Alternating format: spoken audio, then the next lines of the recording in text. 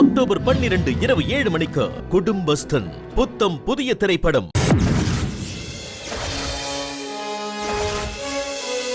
தப்பு செஞ்சது நீங்க. சாரி கேட்டுட்டு அமைதியா போகாம எதுக்கு இவரை அடிக்க போறீங்க? ஏய், என்ன கேக்குறதுக்கு நீ யாருடி? கையெடு முதல்ல, கையெடுறீனா? ஏய், தொடக்குற எங்களுக்கு அடிக்கவும் முடியும். உங்க பதவிக்கு மரியாதை கொடுத்து அமைதியா இருக்கேன்.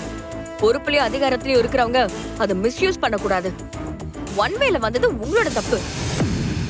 இது ஏற்கனவே குறுகலான ரோடு, அதனாலதான் இதை ஒன்வேயாக்குனாங்க. அதையும் மீறி எதிரில் வந்தா இந்த மாதிரி தான் நடக்கும். யோ, என்னையா பாத்துட்டு இருக்க? ஹேண்ட்கஃப் எடுத்து இவளுக்கு மாட்டியா? மேடம், ஏற்கனவே ஒரு தப்ப பண்ணிட்டு மாட்டிட்டு இருக்கீங்க.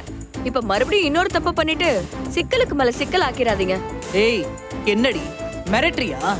நான் மிரட்டலங்க, உண்மையதான் சொல்றேன். நீங்களே பாருங்க, இங்க நடந்தது எல்லாரும் வீடியோ எடுத்துட்டு இருக்காங்க. இதுல ஒண்ணு அப்லோட் பண்ணாலும் உங்க பதவி காலி ஆயிடும். தேவைப்பட்டா உங்களையே கூட விலங்கு மாட்டி உள்ள போடுறதுக்கு வாய்ப்பு இருக்கு.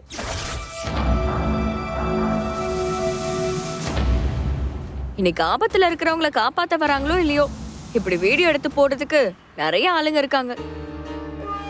நீங்க செஞ்ச தப்ப நீங்களே திருத்திக்கங்க.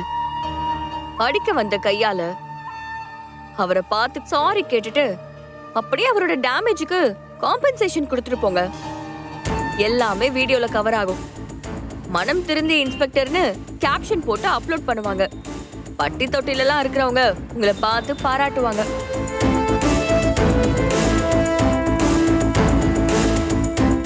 உன் பொருளுக்கு எவ்வளையா வேணும்? மொத்தமா 2000 ரூபாய் மேடம்.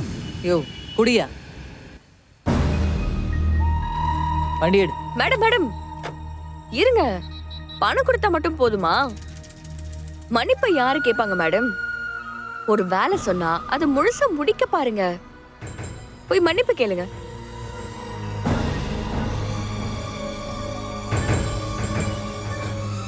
சாரியா. போயா, போய் வண்டி எடு. பாத்துக்கிட்டே நிக்கிற. பாத்துக்கிறேன்டி உன்ன. எவ்வளவு திமிரு! என்னையே மன்னிப்பு கேட்க வச்சுட்டல. நான் யாருன்னு உனக்கு காட்டுறேன். சீக்கிரம் எடியா.